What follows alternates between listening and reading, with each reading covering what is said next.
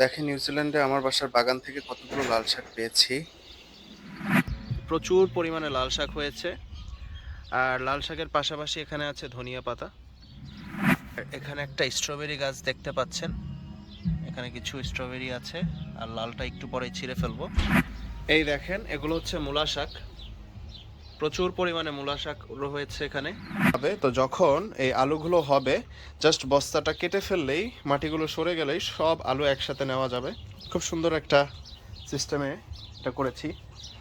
আর এখানে সিড দিয়েছিলাম বেগুনের, এই যে দেখতে পাচ্ছেন বেগুনের সিড দিয়েছিলাম। এখন এই সিড অনুযায়ী মোটামুটি বেগুনের চারাগুলো বড় হচ্ছে। তো আরও কিছুদিন পরে এগুলো আবার বাগানে প্লান্ট করে ফেলবো। তো এখন যেই মরিচ গাছটা দেখতে পাচ্ছি, গাছটা অনেক ছোট আমার তুলনায়। এই দেখেন, এখানে আমার হাত যায়, অনেক ছোট, কিন্তু এই মরিচ গাছে অনেক মরিচ ধরে। ইভেন দিস টাইম দেখা যাচ্ছে যে অনেক ফ্লাওয়ার হয়েছে। এটা একটা কাওয়াই মাছ। আমাদের পাশেরই এক নেইবার মাছ ধরতে গিয়ে এটা দিয়েছে। নিউজিল্যান্ডের খুবই ফেমাস, সমুদ্র থেকে পাওয়া যায়। মোটামুটি রান্না শেষ, এবার চলেন টেস্ট করি, দেখি কেমন হয়। টু বি অনেস্ট ভাই, ধোয়া উঠানো গরম ভাত আর ঝাল ঝাল লাল শাক দারুণ।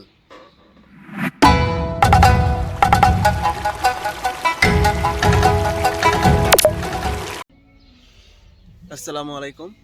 আজকে আপনাদেরকে আমার নিউজিল্যান্ডের বাসাতে যে একটা গার্ডেন করেছি, সেই গার্ডেনে কি কি শাকসবজি বা ফলমূল আছে সেগুলো দেখানোর চেষ্টা করব। তো যদিও এখন হচ্ছে উইন্টার সিজন শুরু হয়নি, তো যার কারণে এখনও সব কিছু ঠিকঠাক মতো এখনও পরিপক্ক হয় নাই, তারপরও জাস্ট একটু আপনাদেরকে দেখানোর চেষ্টা করি। তো এই হচ্ছে আমার ছোট গার্ডেন। এখানে কাছে থেকে দেখলে বুঝতে পারবেন যে এই হচ্ছে গার্ডেনের লাল শাক। প্রচুর পরিমাণে লাল শাক হয়েছে। আর লাল শাকের পাশাপাশি এখানে আছে ধনিয়া পাতা। এখানে অনেক ধনিয়া পাতা আছে। আর ওই পাশে আমি কিছু টমেটোর চারা লাগিয়েছি। আর টমেটোর চারাগুলোর মধ্যে অলরেডি একটা চারাতে টমেটো চলে এসেছে।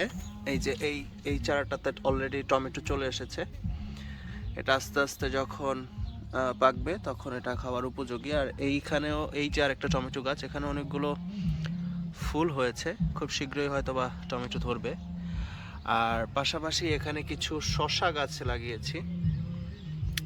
আর এখানে একটা স্ট্রবেরি গাছ দেখতে পাচ্ছেন। এখানে কিছু স্ট্রবেরি আছে। আর লালটা একটু পরে ছিঁড়ে ফেলবো। স্ট্রবেরি ধরে, খুব ভালো লাগে। তো তো এতক্ষণ দেখলেন যে যেগুলো আমার খাওয়ার উপযোগী, মানে আমি খেতে পছন্দ করি সেই ধরনের শাকসবজিগুলো। এবার আপনাদের দেখাচ্ছি আমার বাবা যেগুলো পছন্দ করে। তো এখন এই দেখেন, এগুলো হচ্ছে মূলা শাক।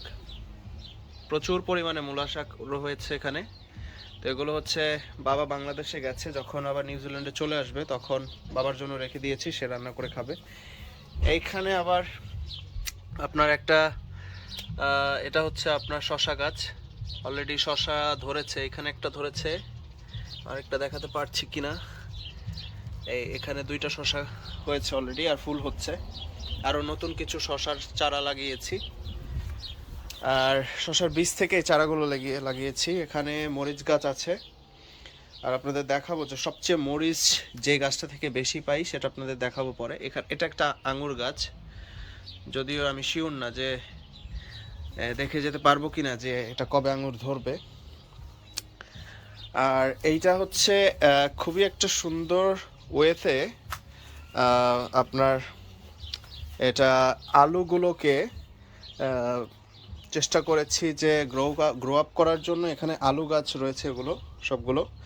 তো এখন এই বস্তার ভিতরে রেখে দিয়েছি এরকমভাবে। তো যখন এই আলুগুলো হবে, জাস্ট বস্তাটা কেটে ফেললেই, মাটিগুলো সরে গেলেই সব আলু একসাথে নেওয়া যাবে। খুব সুন্দর একটা সিস্টেমে এটা করেছি।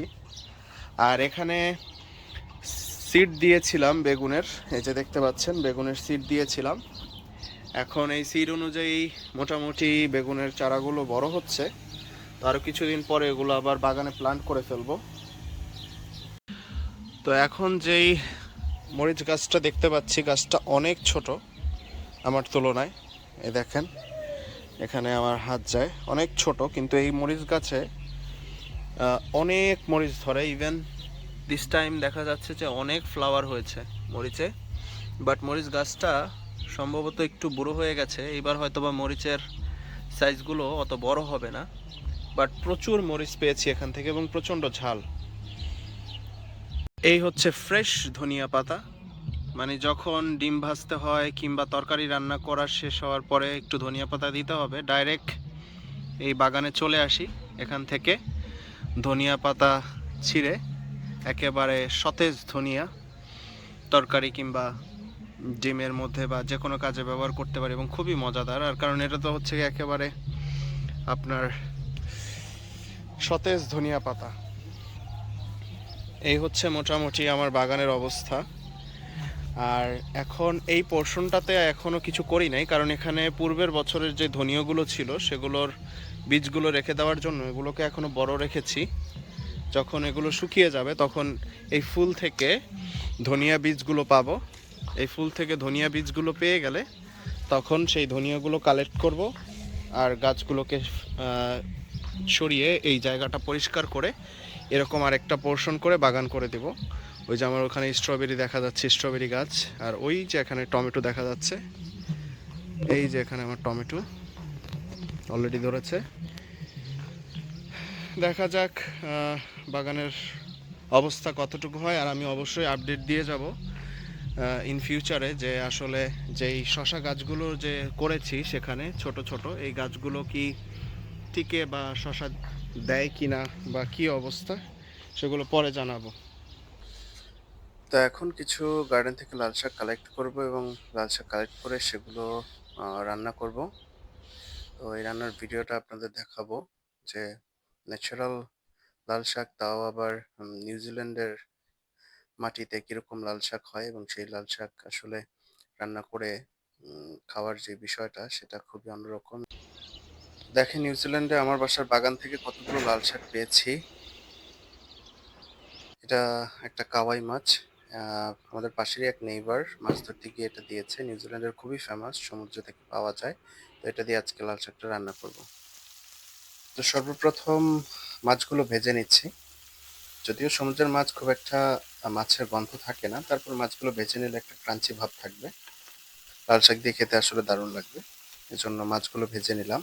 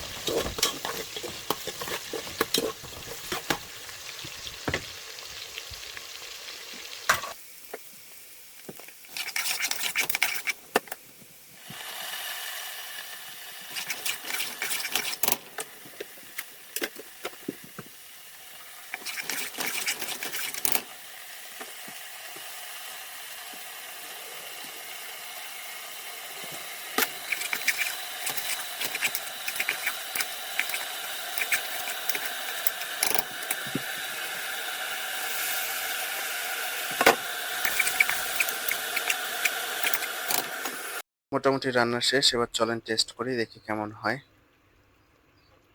টু বি অনেস্ট ভাই, ধোয়া উঠানো গরম ভাত আর ঝাল ঝাল লাল শাক, দারুণ। তো এই ছিল আজকের মতো ভিডিও, দেখা হবে অন্য আরো কোনো দিন।